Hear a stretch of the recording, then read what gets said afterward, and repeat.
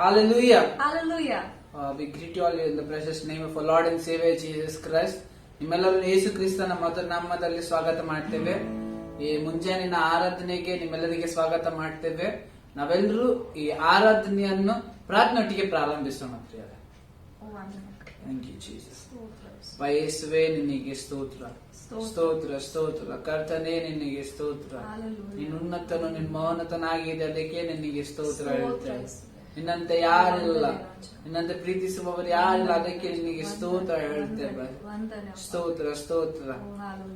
ಅಪ್ಪ ತಂದೆ, ಯೇಸುವಿನ ಹೆಸರಿನ ಮುಂದೆ ಬರ್ತೇವೆ ಅಪ್ಪ. ಈ ಸಮಯಕ್ಕೋಸ್ಕರ ನಿನಗೆ ಸ್ತೋತ್ರ ಹೇಳ್ತೇವೆ ಅಪ್ಪ. ಈ ಒಂದ್ ತಿಂಗಳು ನಮ್ಮನ್ನು ಕಾಯ್ದು ಕಾಪಾಡಿದ್ದಿ, ಅದಕ್ಕೆ ನಿನಗೆ ಸ್ತೋತ್ರ ಸಲ್ಲಿಸ್ತೇನೆ ಅಪ್ಪ. ಈ ಮುಂದಿನ ತಿಂಗಳಲ್ಲಿ ನಮಗೆ ವಾಗ್ದಾನ ಕೊಡುವಾಗ ನಿನ್ನ ವಾಕ್ಯದ ಮೇಲೆ ನಾವು ನಿಂತು ಅದರ ಪ್ರಕಾರ ನಡೆಯುವಾಗ ನಮಗಿಟ್ಟಿರುವ ಎಲ್ಲ ವಿಷಯಗಳನ್ನು ನಮ್ಮ ಜೀವನದಲ್ಲಿ ನಾವು ನೋಡ್ತೇವೆ ಎಂಬುದಾಗಿ ನಾನು ಘೋಷಿಸ್ತೇನೆ ಯೇಸುವಿನ ಹೆಸರಿನಲ್ಲಿ. ಯಾರನ್ನ ವಿರುದ್ಧವಾಗಿರುವ ಸೈತಾನ ಕಾರ್ಯಕ್ರಿಯೆಗಳನ್ನು ಯೇಸುವಿನ ಹೆಸರಲ್ಲಿ ಬಂಧಿಸಿ ಲಾಯಪಡಿಸ್ತೇನೆ ಅಪ್ಪ. ಜನರು ಇದನ್ನು ನೋಡ್ತಾರೆ ಮತ್ತು ಹೃದಯದಲ್ಲಿ 100ರಷ್ಟು ಈ ವಾಕ್ಯ ಬಿತ್ತು 100ರಷ್ಟು ಫಲ ತರ್ತದಕ್ಕೆ ನನಗೆ ಸ್ತೋತ್ರ ಹೇಳ್ತಾರೆ ಅಪ್ಪ. ನಿನ್ನ ಪವಿತ್ರ ಆತ್ಮನ ಪ್ರೇರಣೆಯೊಟ್ಟಿಗೆ ನಮ್ಮ ನಡೆಸ್ತಾ ಇದ್ದೆ, ಯಾವಾಗ್ಲೂ ನಡೆಸ್ತಾ ಇದ್ದೆ, ಅದಕ್ಕೆ ನಿನಗೆ ಸ್ತೋತ್ರ ಹೇಳ್ತೇವೆ. ಎಲ್ಲ ಘನ ಮಾನ ಮಹಿಮೆ ನಿನ್ಗೆ ಸಲ್ಲಿಸ್ತೇವೆ. ಯೇಸುವಿನ ಹೆಸರಿನಲ್ಲಿ ನಾವು ಪ್ರಾರ್ಥನೆ ಮಾಡ್ತೇವೆ, ಆಮೆನ್. ಅದೇ ರೀತಿಯಲ್ಲಿ ನಾವೆಲ್ಲರೂ ನಮ್ಮ ಕಣ್ಗಳ ಮುಚ್ಚೋಣ. ನಮ್ಮ ಕಣ್ಗಳ ಮುಚ್ಚುತ್ತಾ 7 ನಿಮಿಷಗಳಿಗೋಸ್ಕರ ನಾವು ಕರ್ತನನ್ನು ನಾವು ಆರಾಧನೆ ಮಾಡೋಣ ಪ್ರಿಯರೇ. ಸ್ತೋತ್ರ ರಾಜನೇ ನಿನಗೆ ಸ್ತೋತ್ರ, ಯೇಸುವೇ ನಿನಗೆ ಸ್ತೋತ್ರ ಹೇಳ್ತೇವೆ. ನೀನೇ ಯೋಗ್ಯನಾಗಿದೆ, ಅದಕ್ಕೆ ನಿನಗೆ ಸ್ತೋತ್ರ ಹೇಳ್ತೇವೆ.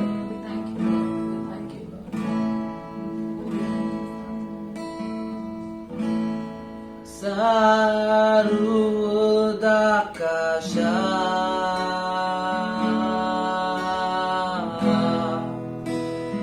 ಮೃತ್ಯುಂಜಯ ಕರ್ತನ ಮಹಿಮೆಯು ವರ್ಣಿಸುವವರಾರು.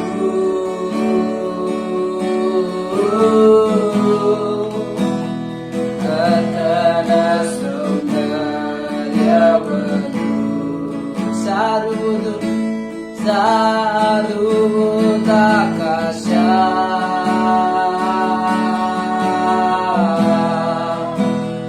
ಮೃತ್ಯುಂಜಯ ಕರ್ತನ ಮಹಿಮೆಯು ವರ್ಣಿಸುವವರಾರು.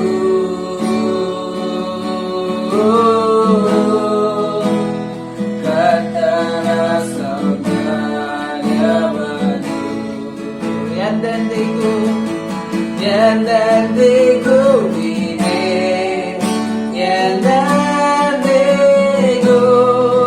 ಸಿಂಹಾಸನಾಸೀನ, ಸಿಂಹಾಸನಾಸೀನ. ಮೊಳಕಾಲೂರಿ, ಮೊಳಕಾಲೂರಿ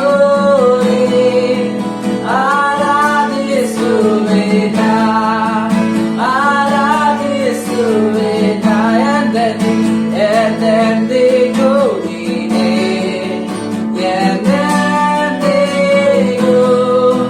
ಸಿಂಹಾಸನಾಸೀನ, ಸಿಂಹಾಸನಾಸೀನ. ಮೊಳಕಾಲೂರಿ, ಮೊಳಕಾಲೂರಿ ಆರಾಧಿಸುವೆನ. All heavens declare, all heavens declare the glory of the living God. Who can compare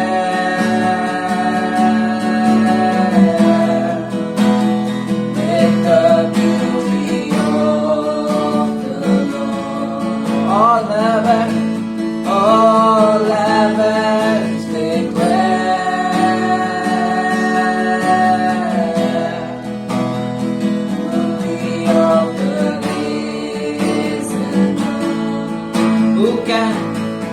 Who can compare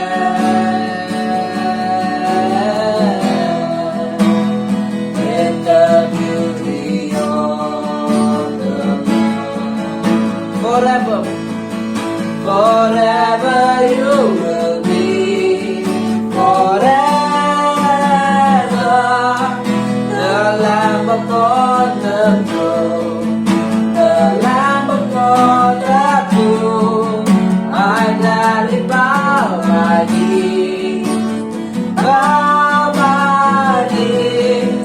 and worship you alone, and worship you alone.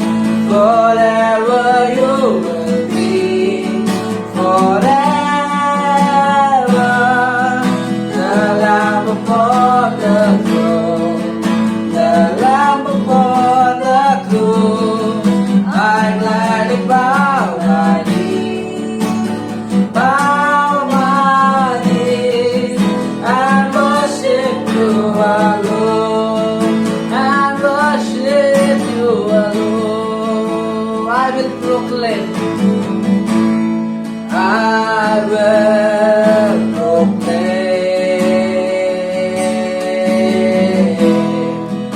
the glory of the living God. Who once was slain, who once was slain to reconcile man to God. I will proclaim, I will proclaim the glory of the living God. Who was slain to reconcile man to God. Forever, forever you will be. Forever,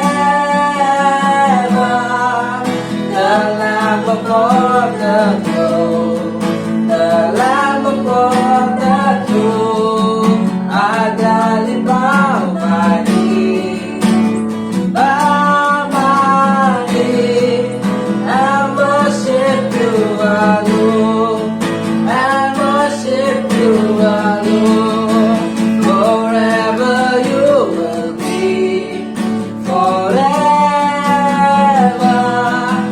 the Lamb upon the throne, the Lamb upon the throne.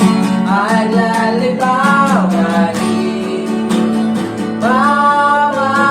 knee, and worship you alone, and worship you alone.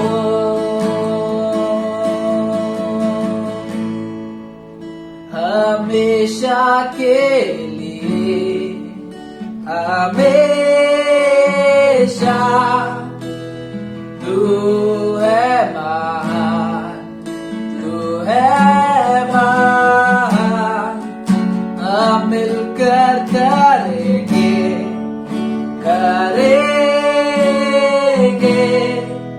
तेरी आराधना, तेरी आराधना हमेशा के लिए, हमेशा तू है महान, तू है महान। हम मिलकर करेंगे, करेंगे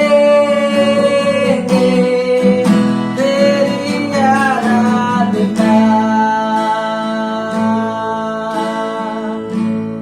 मैं जाहिर करूं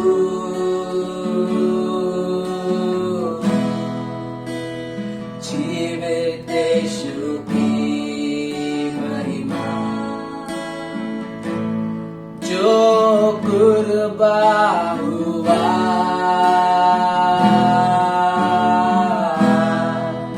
हमारे पापों के लिए। मैं जाहिर करूं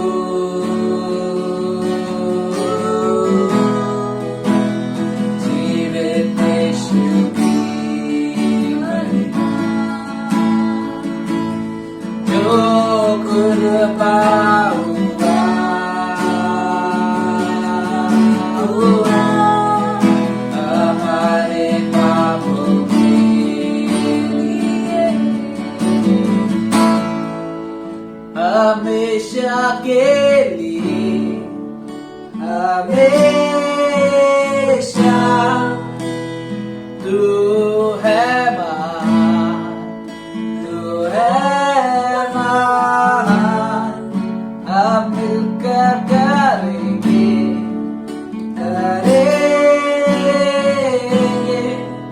तेरी आराधना, तेरी आराधना।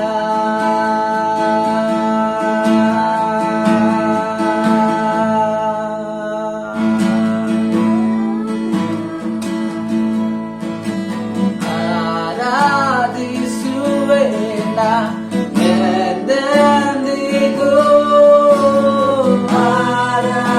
ಆರಾಧಿಸುವೆನಾ ಎಂದೆಂದಿಗೂ, ಆರಾಧಿಸುವೆನಾ ಎಂದೆಂದಿಗೂ, ಆರಾಧಿಸುವೆನಾ ಎಂದೆಂದಿಗೂ, ಆರಾಧಿಸುವೆನಾ ಎಂದೆಂದಿಗೂ, ಆರಾಧಿಸುವೆನಾ ಎಂದೆಂದಿಗೂ.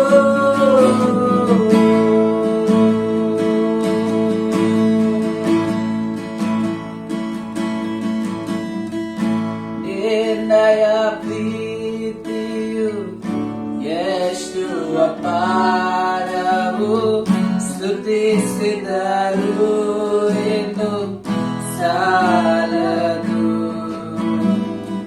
ನಿನ್ನಯ ಪ್ರೀತಿಯು ಎಷ್ಟು ಅಪಾರವು, ಸ್ತುತಿಸಿದರು ಎಂದು ಸಾಲದು. ಶ್ರೇಷ್ಠವಾದ ನಾಮ ಪಡೆದಿಯ ಯೇಸು ನಾಮಕ್ಕೆ ಆರಾಧಿಸುವ, ಶ್ರೇಷ್ಠವಾದ ನಾಮ ಪಡೆದಿಯ ಯೇಸು ನಾಮಕ್ಕೆ ಆರಾಧಿಸುವ, ಆರಾಧಿಸುವೆನಾ ಎಂದೆಂದಿಗೂ, ಆರಾಧಿಸುವೆನಾ ಎಂದೆಂದಿಗೂ, ಆರಾಧಿಸುವೆನಾ ಎಂದೆಂದಿಗೂ, ಆರಾಧಿಸುವೆನಾ ಎಂದೆಂದಿಗೂ.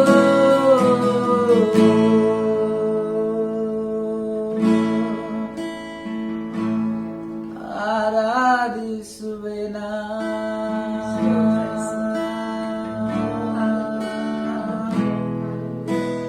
ಯೇಸುವೇ ನಿನಗೆ ಸ್ತೋತ್ರ,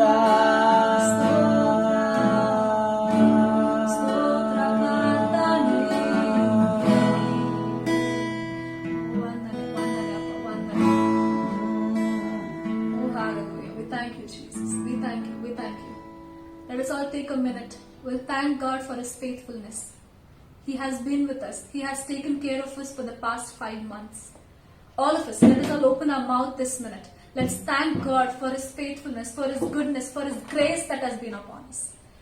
ನಾವೆಲ್ಲರೂ ಒಂದು ನಿಮಿಷಕ್ಕಾಗಿ, ಪ್ರತಿಯೊಬ್ಬರು ಒಂದು ನಿಮಿಷಕ್ಕಾಗಿ ನಾವು ಕರ್ತನನ್ನು ವಂದನೆ ಸಲ್ಲಿಸೋಣ.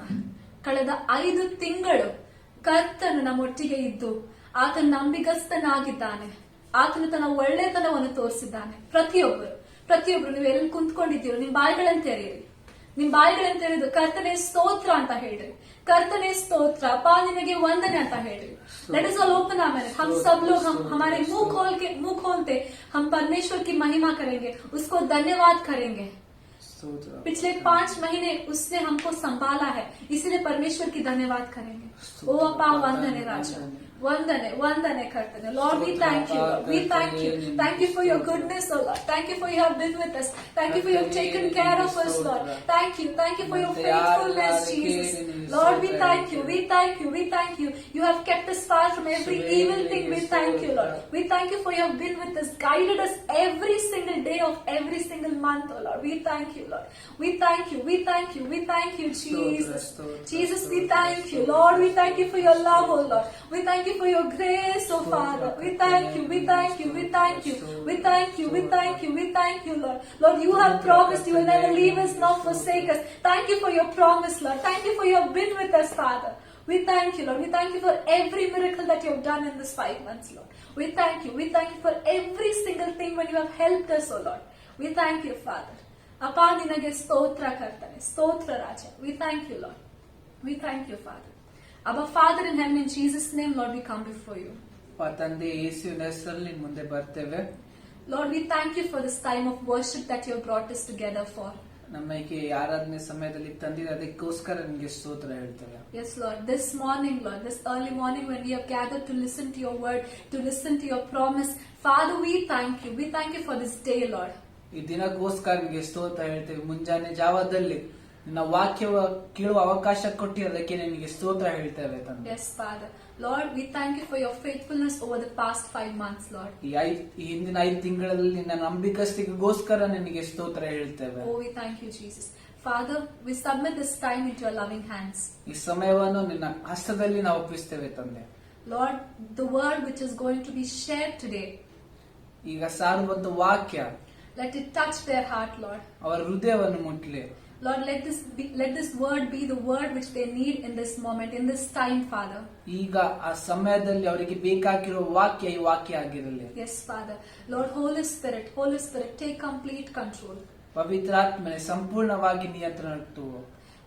And Father we pray Lord, through this service, through the word, your name alone should be glorified। ಮತ್ತು ನಾವು ಪ್ರಾರ್ಥಿಸ್ತೇವೆ ತಂದೆ, ಈ ಆರಾಧನೆಯಿಂದ ನಿಮ್ಮ ನಾಮ ಮಾತ್ರ ಮೇಲೆ ಕೆತ್ತಲ್ಪಡಬೇಕು।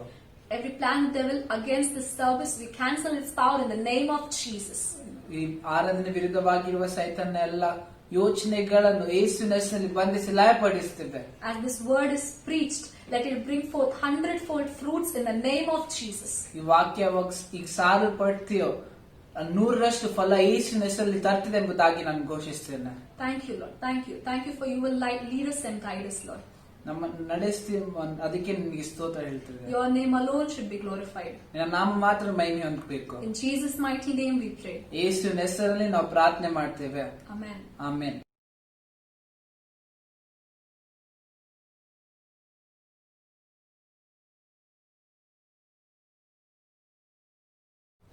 Hallelujah, Hallelujah। we greet you all in the precious name of our Lord and Savior Jesus Christ। ನಿಮ್ಮೆಲ್ಲರನ್ನು ಯೇಸು ಕ್ರಿಸ್ತನ ಮಧುರ ನಾಮದಲ್ಲಿ ಸ್ವಾಗತಿಸುತ್ತೇವೆ। It is such a joy to share the word of God with you all today। ನಿಮ್ಮೆಲ್ಲರೊಟ್ಟಿಗೆ ದೇವರ ವಾಕ್ಯ ಹಂಚುವುದಕ್ಕೆ ಬಹಳ ಸಂತೋಷಕರ ವಿಷಯವಾಗಿದೆ। In our church, every month we gather, the first day of every month, we gather in the morning at 6 a.m. to receive the promise for the month। ನಮ್ಮ ಸಭೆಯಲ್ಲಿ ಪ್ರತಿ ತಿಂಗಳು ಮೊದಲಿನ ದಿನ ಮುಂಜಾನೆ 6 ಗಂಟೆಗೆ ನಾವು ಆರಾಧನೆಯಲ್ಲಿ ಸೇರಿ ಆ ತಿಂಗಳಿಗೋಸ್ಕರ ವಾಗ್ದಾನವನ್ನು ಹೊಂದ್ಕೊಳ್ತೇವೆ। So today, as we are doing this service through YouTube, ಅದಕ್ಕೆ ಇವತ್ತು ನಾವು ಈ ಆರಾಧನೆ ಯೂಟ್ಯೂಬ್ ಮೂಲಕ ಮಾಡುವಾಗ let us look into the Bible and find the promise of God that He has kept for this month। ನಾವು ಬೈಬಲ್ ನಲ್ಲಿ ನೋಡಿ ನಮಗೋಸ್ಕರ ಇಟ್ಟಿರುವ ಆ ದೇವರ ವಾಗ್ದಾನವನ್ನು ನಾವು ನೋಡೋಣ ಪ್ರಿಯರೇ। So let us all turn our Bible to 1 John।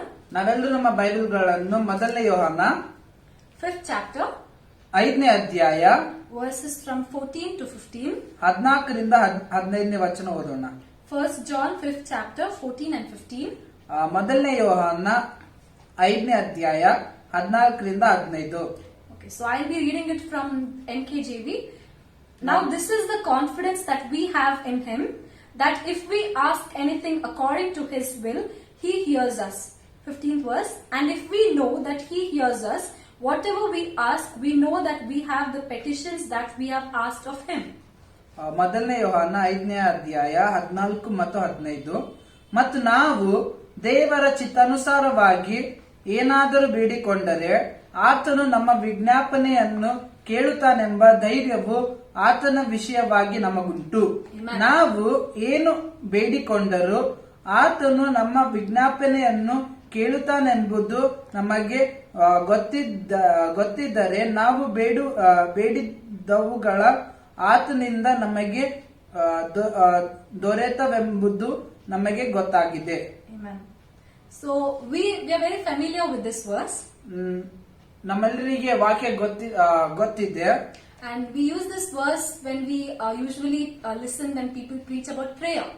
ನಾವು ಪ್ರಾರ್ಥನೆ ಬಗ್ಗೆ ಸಂದೇಶ ಕೇಳುವಾಗ ಈ ವಾಕ್ಯವನ್ನು ಕೇಳ್ತೇವೆ. So whenever we have heard people preaching about prayer, they tell that this verse is for prayer. Like during prayer, you should know that God hears your prayer.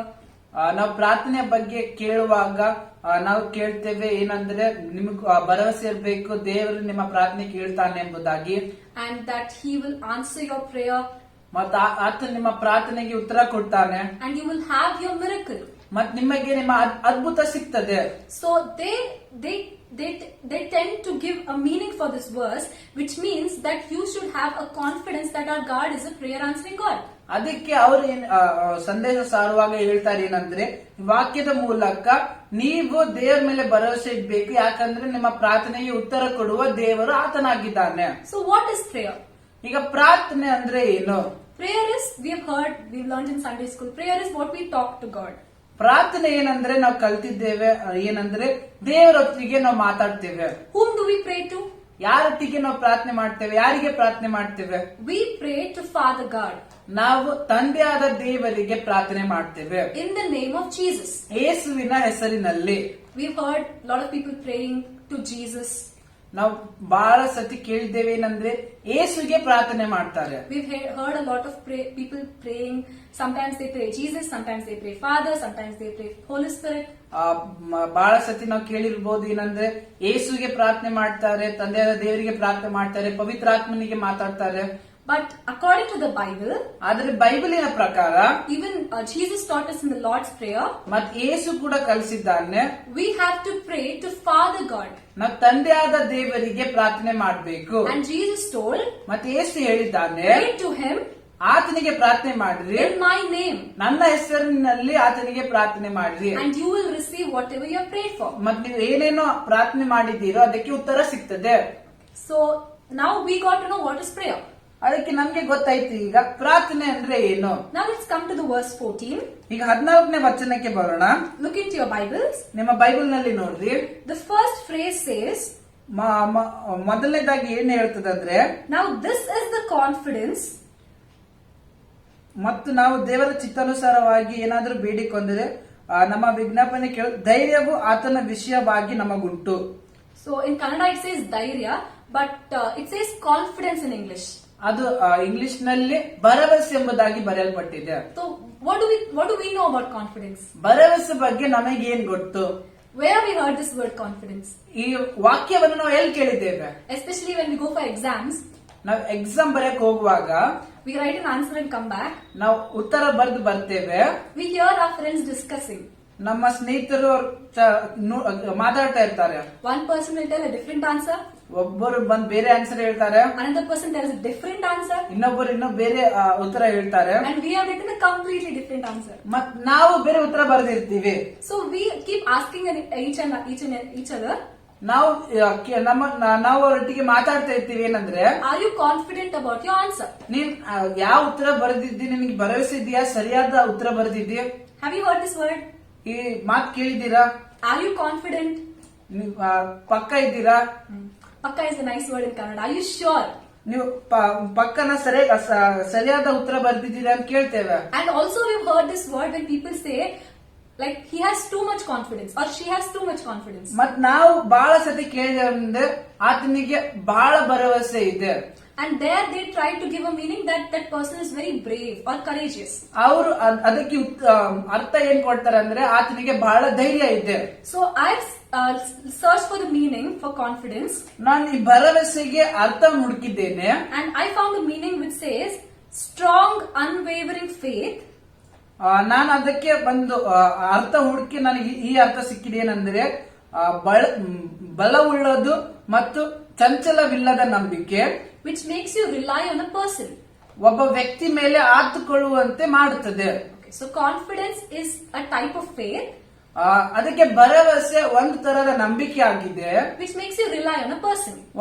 ಒಂದು ವ್ಯಕ್ತಿಯ ಮೇಲೆ ಆತುಕೊಳ್ಳುವಂತೆ ಮಾಡ್ತದೆ. So some people tell about self confidence. ಕೆಲವು ಜನರು ಹೇಳ್ತದೆ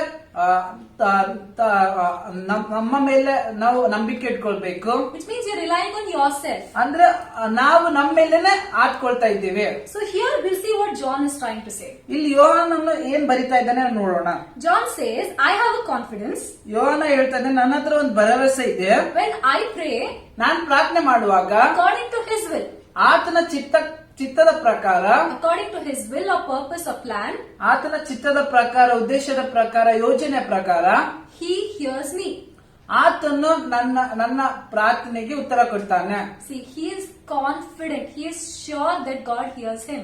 ಆತನಿಗೆ ಭರವಸೆ ಇದೆ ಏನಂದ್ರೆ ದೇವರು ನನ್ನ ಮಾತು ಕೇಳ್ತಾನೆ. And then he says in 15th verse, ಮತ್ತೆ ಆಮೇಲೆ 15ನೇ ವಾಕ್ಯದಲ್ಲಿ ಹೇಳ್ತಾನೆ, when I'm sure that he hears me, ನನಗೆ ಆತ ನನ್ನ ಮಾತು ಕೇಳ್ತಾನೆ ಎಂಬುದಾಗಿ, ನನ್ನ ಪ್ರಾರ್ಥನೆ ಕೇಳ್ತಾನೆ ಎಂಬ ಭರವಸೆ ಇದ್ದಾಗ, we have what we have prayed for. ನಾವು ಯಾವ ವಿಷಯಕ್ಕೋಸ್ಕರ ಪ್ರಾರ್ಥನೆ ಮಾಡ್ತೇವೋ ಆ ವಿಷಯ ನಮಗೆ ಸಿಕ್ಕಿದೆ. So basically this verse talks about assurity or assurance during prayer. ಅದಕ್ಕೆ ಈ ವಾಕ್ಯವು ನಮ್ಮ ಪ್ರಾರ್ಥನೆಯಲ್ಲಿ ಖಚಿತತೆಯ ಕುರಿತಾಗಿ ಮಾತಾಡ್ತದೆ. So many times when we pray we have a doubt. ನಾವು ಬಹಳ ಸತಿ ಪ್ರಾರ್ಥನೆ ಮಾಡುವಾಗ ನಮ್ಮಲ್ಲಿ ಒಂದು ಸಂಶಯ ಇರ್ತದೆ, we have a confusion, ನಮ್ಮಲ್ಲಿ ಒಂದು ಗಲಿಬಿಲಿ ಇರ್ತದೆ, whether God will answer our prayer or not, ದೇವರು ನಮ್ಮ ಪ್ರಾರ್ಥನೆಗೆ ಉತ್ತರ ಕೊಡ್ತಾನ ಕೊಡಲ್ಲ, whether will my miracle happen or not, ನನಗೆ ಅದ್ಭುತ ಸಿಗ್ತದೆಯೋ ಸಿಗಲ್ಲ, is God a prayer answering God, ದೇವರು ನಮ್ಮ ಪ್ರಾರ್ಥನೆಗೆ ಉತ್ತರ ಕೊಡುವ ದೇವರಾಗಿದ್ದಾನೋ ಇಲ್ಲ. So this verse ಅದಕ್ಕೆ ಈ ವಾಕ್ಯ tells that ಹೇಳ್ತದೆ, when you have confidence in him, ಆತನಲ್ಲಿ ಭರವಸೆ ಇಟ್ಟಾಗ, you know that he answers your prayer and your miracle has come. ನಿಮಗೆ ಗೊತ್ತು ಆತ ನಿಮ್ಮ ಪ್ರಾರ್ಥನೆಗೆ ಉತ್ತರ ಕೊಟ್ಟಿದ್ದಾನೆ ಮತ್ತು ನಿಮ್ಮ ಅದ್ಭುತ ನಿಮ್ಮ ಹತ್ರ ಬಂದಿದೆ. You have your miracle. ನಿಮ್ಮ ಹತ್ರ ನಿಮ್ಮ ಅದ್ಭುತ ಇದೆ. So basically according to this verse, if you have confidence in him, ಅದಕ್ಕೆ ನೋಡ್ಬೇಕಾದ್ರೆ ವಾಕ್ಯದ ಪ್ರಕಾರ ಆತನ ಮೇಲೆ ನಿಮಗೆ ಭರವಸೆ ಇದ್ದಾಗ, it removes every doubt, ಎಲ್ಲ ಸಂಶಯವನ್ನು ತೆಗೆದಾಕ್ಬಿಡ್ತದೆ. it removes every type of fear, ಪ್ರತಿಯೊಂದು ತರಹದ ಭಯವನ್ನು ತೆಗೆದಾಕ್ಬಿಡ್ತದೆ, it removes every type of confusion. ಪ್ರತಿಯೊಂದು ಗಲಿಬಿಲಿಯನ್ನು ತೆಗೆದಾಗುತ್ತದೆ. So I was looking through Google, ಅದಕ್ಕೆ ನಾನು ಹುಡುಕ್ತಾ ಇದ್ದೆ ಇಂಟರ್ನೆಟ್ ನಲ್ಲಿ, like what is the meaning of confidence and all of that, ಭರವಸೆ ಬಗ್ಗೆ ಏನ್ ಅರ್ಥ ಇದೆ ಅಂತ ಹುಡುಕ್ತಾ ಇದ್ದೆ. and I found a new word. ನಾನು ಹೊಸ ಪದವನ್ನು ನನ್ಗೆ ಸಿಕ್ತು. This word is not there in the dictionary. ಇದು ಡಿಕ್ಷನರಿ ಅಲ್ಲ, but plenty of men of God or women of God who have written articles have made this word up. ಆದ್ರೆ ಬಹಳ ಸೇವಕರು ಯಾರು ಬರೆದಿದ್ದಾರೋ, ಪುಸ್ತಕಗಳನ್ನು ಬರೆದಿದ್ದಾರೋ ಈ ಪದವನ್ನು ಮಾಡಿದ್ದಾರೆ. They say if you put confidence in God, ಅವರು ಹೇಳ್ತಾರೆ ದೇವರ ಮೇಲೆ ನೀವು ಭರವಸೆ ಇಟ್ಟಾಗ, it is called Godfidence. ಅದು ಗಾಡ್ಫಿಡೆನ್ಸ್ ಎಂಬುದಾಗಿ ಹೇಳ್ತಾ ಇದ್ದಾರೆ. So let us remember the word Godfidence. ನಾವು ಅದಕ್ಕೆ ಪದವನ್ನು ನೆನಪಿಟ್ಕೊಳ್ಳೋಣ, ಗಾಡ್ಫಿಡೆನ್ಸ್. What does it mean? ಅದರ ಅರ್ಥ ಏನು? It means you are relying on God's power and God's word. ಅದರ ಅರ್ಥ ಏನಂದ್ರೆ ನೀವು ದೇವರ ಶಕ್ತಿಯ ಮೇಲೆ, ದೇವರ ವಾಕ್ಯದ ಮೇಲೆ ಭರವಸೆ ಇಡ್ತಾ ಇದ್ದೀರಿ. It means you're leaving yourself behind and keeping God in front. ಅದು ಏನಂದ್ರೆ ನೀವು ಹಿಂದಕ್ಕೆ ಬಿಟ್ಟು ನೀವು ದೇವರ ಮೇಲೆ ಹಾಕ್ಕೊಳ್ತಾ ಇದ್ದೀರಿ. Leaving your knowledge, your experiences behind and keeping God first. ನಿಮ್ಮ ಜ್ಞಾನ, ನಿಮ್ಮ ಅನುಭವ ಎಲ್ಲವನ್ನು ಹಿಂದಕ್ಕೆ ಬಿಟ್ಟು ನೀವು ದೇವರನ್ನು ಮೊದಲನೇದಾಗಿ ಇಡ್ತಾ ಇದ್ದೀರಿ, ಮುಂದೆ ಇಡ್ತಾ ಇದ್ದೀರಿ. If you have this kind of confidence, ಇಂಥ ತರದ ಭರವಸೆ ನಿಮ್ಮಲ್ಲಿ ಇದ್ರೆ, we saw it removes your fear, doubt and confusion. ನಾವು ನೋಡಿದ್ವಿ ಏನಂದ್ರೆ ಅದು ನಿಮ್ಮ ಎಲ್ಲ ಭಯ, ಸಂಶಯ ಮತ್ತು ಗಲಿಬಿಲಿಯನ್ನು ತೆಗೆದಾಕ್ಬಿಡ್ತದೆ. Now how can I have this confidence? ಈ ತರದ ಭರವಸೆ ನನಗೆ ಎಲ್ಲಿಂದ ಬರ್ತದೆ? Do I have this confidence? ನನ್ನ ಹತ್ರ ಈ ಭರವಸೆ ಇದೆನಾ? Do I have it in me? ನನ್ನಲ್ಲಿ ಇದೆನಾ? So we'll see how do I have this confidence. ನಾವು ನೋಡೋಣ ನಮ್ಮ ಹತ್ರ ಇಂಥ ಭರವಸೆ ಎಲ್ಲಿಂದ ಬಂತು. It is there in you, ನಿಮ್ಮಲ್ಲಿ ಇದೆ, but you do not know about it. ಆದ್ರೆ ಇದ್ರ ಬಗ್ಗೆ ನಿಮಗೆ And ಗೊತ್ತಿಲ್ಲ. you have to bring it into action. ಅದನ್ನು ಕಾರ್ಯದಲ್ಲಿ ತರಬೇಕು. So let us look into 3 points today. ನಾವು 3 ವಿಷಯದಲ್ಲಿ ನೋಡೋಣ, 3 ಅಂಶಗಳನ್ನು ನೋಡೋಣ. Before that, I would like you to imagine with me ಅದಕ್ಕಿಂತ ಮುಂಚೆ ನನ್ನೊಟ್ಟಿಗೆ ನೀವು ಯುವ ಮಾಡ್ಬೇಕು, ಕಲ್ಪಿಸಬೇಕು. Which person will you put your confidence on? ಸಾಮಾನ್ಯವಾಗಿ ಎಂತ ಮನುಷ್ಯನ ಮೇಲೆ ನಿಮ್ಮ ಭರವಸೆಯನ್ನು ನೀವು ಇಡ್ತೀರಿ? Okay, keep thinking about this question. ಈ ಪ್ರಶ್ನೆ ಬಗ್ಗೆ ನೀವು ಯೋಚನೆ ಮಾಡ್ತಾ ಇದ್ರಿ.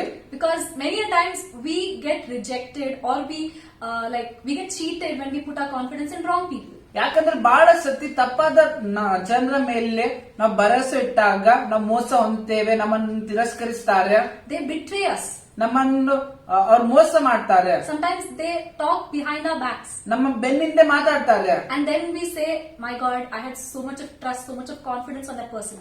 ಮತ್ತೆ ಆಮೇಲೆ ನಾವ್ ಹೇಳ್ತೇವೆ ಆ ವ್ಯಕ್ತಿಯ ಮೇಲೆ ಎಷ್ಟು ಭರವಸೆ ಇಟ್ಟಿದೆ, ಎಷ್ಟು ನಂಬಿಕೆ ಇಟ್ಟಿದೆ ಅಂತ ಹೇಳ್ತೇವೆ. So we will see 3 qualities of what we look for when we put our confidence on a person. ಅದಕ್ಕೆ ನಾವು ನೋಡೋಣ 3 ವಿಷಯಗಳು ನಾವು ಯಾವ್ದು ಒಬ್ಬ ವ್ಯಕ್ತಿಯಲ್ಲಿ ಹುಡುಕ್ತೇವೆ, ಯಾವಾಗ ಆತನ ವ್ಯಕ್ತಿಯ ಮೇಲೆ ನಾವು ಭರವಸೆ ಇಡ್ತೇವೆ. And we try to look compare it and see about God.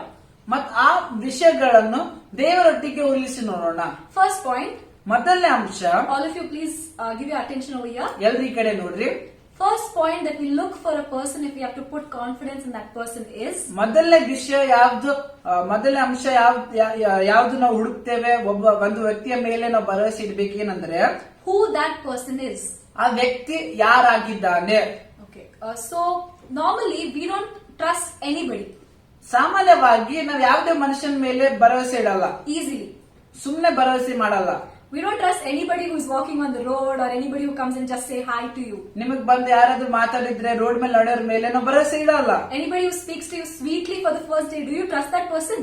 ಒಬ್ಬ ವ್ಯಕ್ತಿ ಯಾರಿನೊಟ್ಟಿಗೆ ಸರಿಯಾಗಿ ಮಾತಾಡ್ತಾನೆ ಅವ್ರ ಮೇಲೆ ಭರವಸೆ ಇಡ್ತೀರಾ? Anybody who helps you for the first time, do you trust that person completely? ಒಂದು ವ್ಯಕ್ತಿ ಯಾರು ನಿಮಗೆ ಮೊದಲನೇದಾಗಿ ಸಹಾಯ ಮಾಡ್ತಾನೆ ಆತನಿಗೆ ಸಂಪೂರ್ಣವಾಗಿ ಆತನ ಮೇಲೆ ಭರವಸೆ ಇಡ್ತೀರಾ? Can you say that I am confident that that person will never cheat me? ನೀವು ಹೇಳ್ಬೋದಾ ನನಗೆ ಭರವಸೆ ಇದೆ ಆ ವ್ಯಕ್ತಿ ಎಂದಿಗೂ ನನಗೆ ಮೋಸನೆ ಮಾಡಲ್ಲ? No, never. ಹೇಳಕ್ಕಾಗಲ್ಲ. Because ಯಾಕೆಂದ್ರೆ you can only put your trust and confidence on a person who is close to you.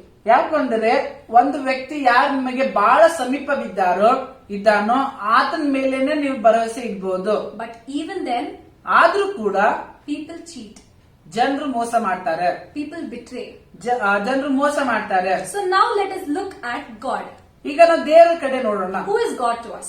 ದೇವರು ನಮಗೆ ಏನಾಗ್ಬೇಕು? So let's turn our Bibles to John.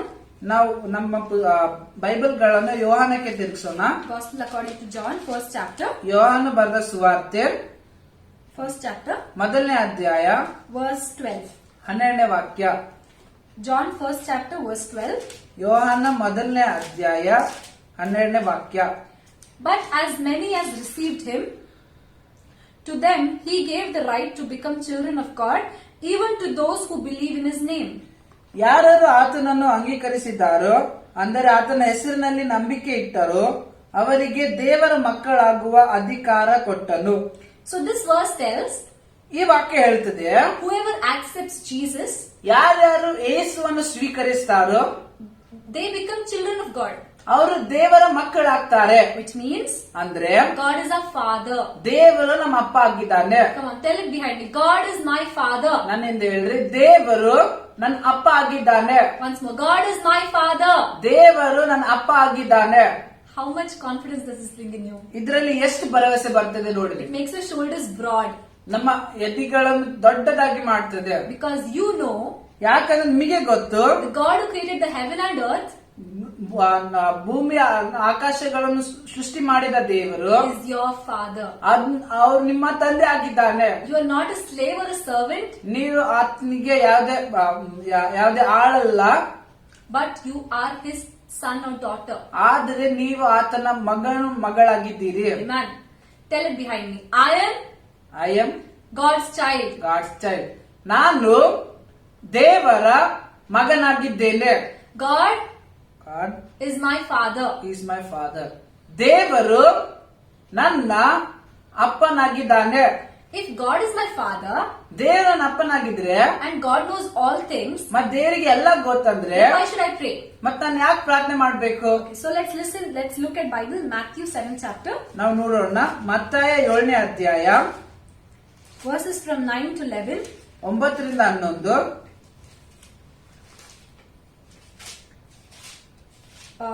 let's read from 8 to 11. 8ರಿಂದ 11 ಓದೋಣ. Matthew 7th chapter. ಮತ್ತಾಯನ ಬರೆದ ಸುವಾರ್ತೆ 7ನೇ ಅಧ್ಯಾಯ 8ರಿಂದ 11. For everyone who asks receives, and he who seeks finds, and to him who knocks it will be opened. Or what man is there among you, if his son asks for bread, will he give him stone? Or if he asks for a fish, will he give him a serpent? If you then, being evil, know how to give good gifts to your children, how much more will your Father who is in heaven give good things to those who ask him? ಯಾಕಂದರೆ ಬೇಡಿಕೊಳ್ಳುವ ಪ್ರತಿಯೊಬ್ಬನು ಹೊಂದುವನು, ಹುಡುಕುವವನಿಗೆ ಸಿಕ್ಕುವುದು, ತಟ್ಟುವವನಿಗೆ ತೆರೆಯುವುದು. ನಿಮ್ಮಲ್ಲಿ ಯಾವನಾದರೂ ರೊಟ್ಟಿ ಕೇಳುವ ಮಗನಿಗೆ ಕಲ್ಲನ್ನು ಕೊಡುವನೇ? ನೀನು ಕೇಳಿದರೆ ಹಾವನ್ನು ಕೊಡುವನೇ? ಹಾಗಾದರೆ ಕೆಟ್ಟವರಾದ ನೀವು ನಿಮಗೆ ಮಕ್ಕಳಿಗೆ ಒಳ್ಳೆಯ ಪದಾರ್ಥಗಳನ್ನು ಕೊಡಬಲ್ಲವರಾದರೆ ಪರಲೋಕದಲ್ಲಿರುವ ನಿಮ್ಮ ತಂದೆಯು ತನ್ನನ್ನು ಬೇಡಿಕೊಳ್ಳುವವರಿಗೆ ಎಷ್ಟು ಹೆಚ್ಚಾಗಿ ಒಳ್ಳೆಯ ವರಗಳನ್ನು ಕೊಡುವನಲ್ಲವೇ? Amen. So this verse tells that we need to ask. ಅದಕ್ಕೆ ಈ ವಾಕ್ಯ ಹೇಳ್ತಿದೆ ಏನಂದ್ರೆ ನಾವು ಕೇಳಬೇಕು.